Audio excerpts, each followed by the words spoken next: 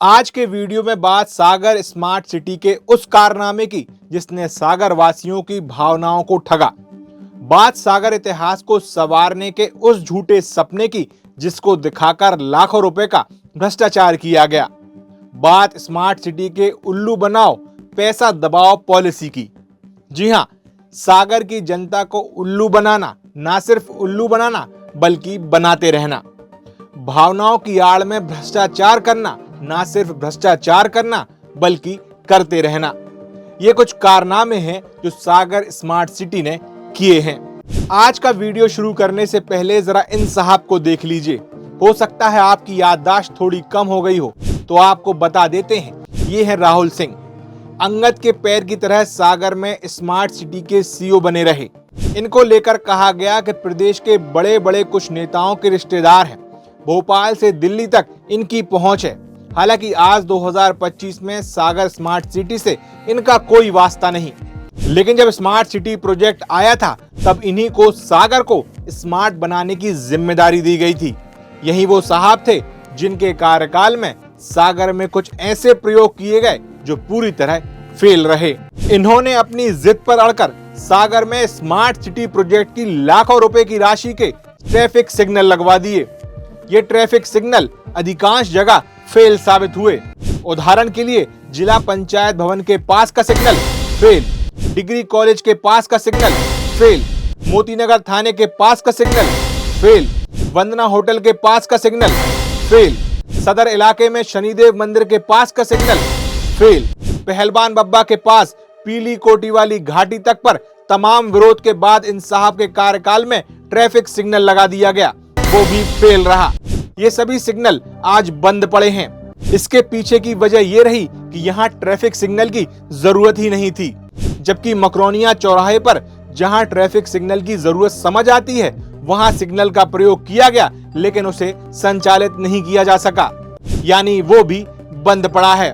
सिर्फ 2 स्थान ऐसे हैं जहाँ ट्रैफिक सिग्नल सफल दिखे, जिसमें एक तिली चौराहे पर और दूसरा परेड मंदिर पर लगा ट्रैफिक सिग्नल, जबकि सिविल लाइन चौराहे पर पहले से ही ट्रैफिक सिग्नल सफलता से संचालित हो रहा था। तत्कालीन smart city CEO Rahul Singh के कई निर्णय और कार्य आज सवालों के घेरे में हैं। ऐसा ही एक आरोप मध्य प्रदेश के बड़े नेता और पूर्व नगरीय प्रशासन मंत्री रहे भूपेंद्र सिंह ने भी लगाया, जिसमें उन्होंने कहा कि साल 2018 में जब कांग्रेस की सरकार मध्य प्रदेश में बनी, उस दौरान 100 करोड़ रुपए का भ्रष्टाचार सागर स्मार्ट सिटी में हुआ। आरोप तो कांग्रेस सरकार पे था, लेकिन कटघरे में राहुल सिंह भी आ गए, क्योंकि वो उस दौरान सागर स्मार्ट सिटी के सीईओ थे और उनके कार्यकाल में ये भ्रष्टाचार हुआ था जिसके भूपेंद्र सिंह आरोप लगा रहे थे।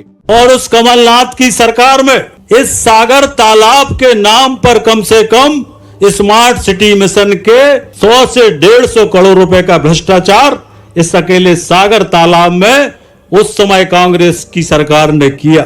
ऐसा ही सागर स्मार्ट सिटी द्वारा लाखों रुपए का एक और किया गया काम देखकर लग रहा है कि ये सिर्फ सागर की जनता को उल्लू बनाने के लिए किया हो, क्योंकि इसमें बंदर बांट की गई हो, इस बात की आशंका लग रही है। ये आरोप इसलिए लग रहे हैं, ये तस्वीर देखिए, ये सागर के परकोटा पर बनी ऐतिहासिक दीवार की तस्वीरें हैं।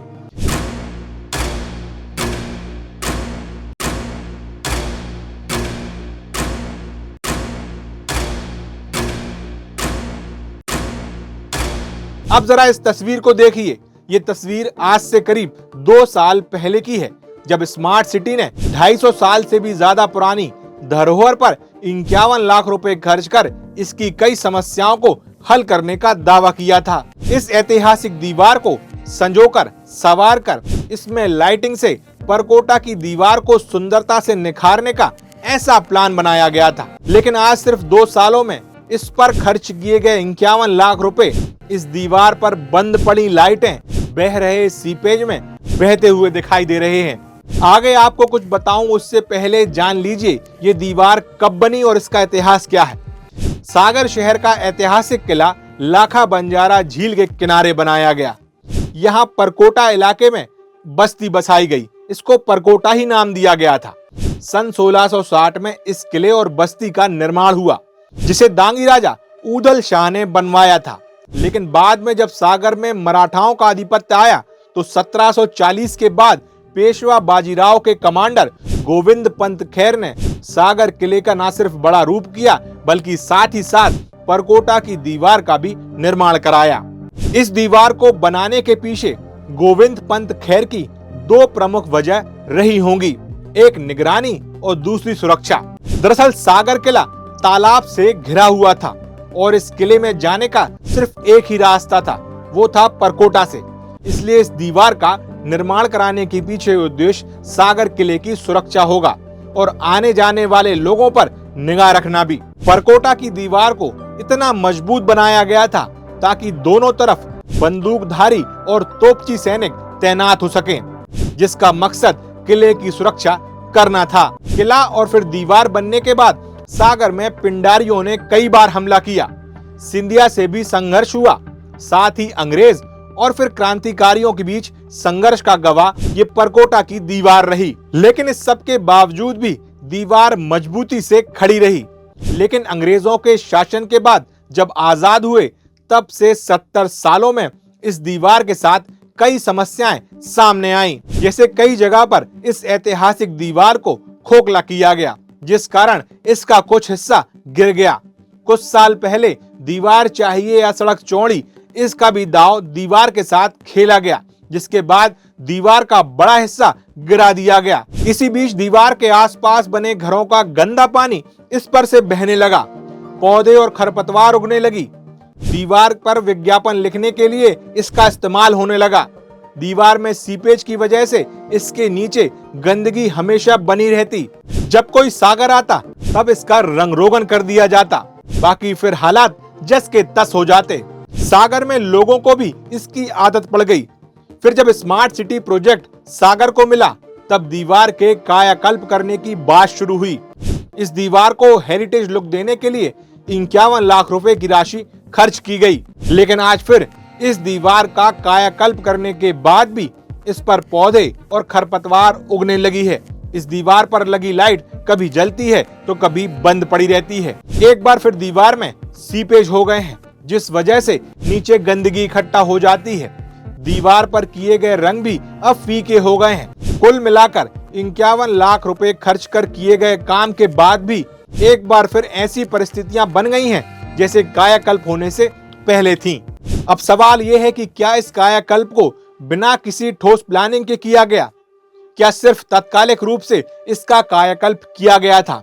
भविष्य के हालातों पर बिल्कुल भी ध्यान नहीं दिया गया या जल्दी जल्दी इस काम को निपटाया गया? लाइटिंग की गुणवत्ता पर ध्यान नहीं दिया गया? मेंटेनेंस को लेकर भी क्या कोई प्लानिंग नहीं की गई?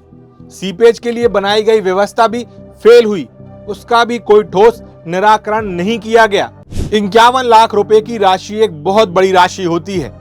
क्या जो कुछ भी काम स्मार्ट सिटी ने कराए हैं वो सभी मूल रूप से वैसे ही हुए हैं या कुछ इनमें गोलमाल भी हुआ है? अब इन सवालों का जवाब शायद हमें कभी ना मिले। तो मिलेगा क्या? मिलेगा एक और बजट, और उस बजट से एक बार फिर होगा दीवार का कायाकल्प। उसके बाद क्या होगा?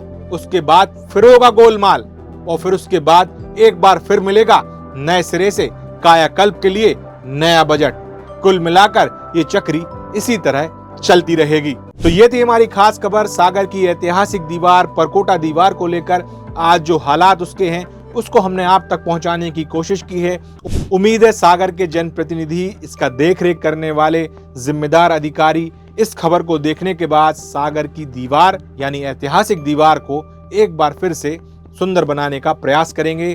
तब तक के नमस्कार। अगर सागर टीवी न्यूज़ के आपने किसी भी प्लेटफॉर्म को अब तक सब्सक्राइब नहीं किया है तो प्लीज़ आप उन्हें सब्सक्राइब कीजिए। इससे हमें हौसला और हिम्मत दोनों मिलते हैं।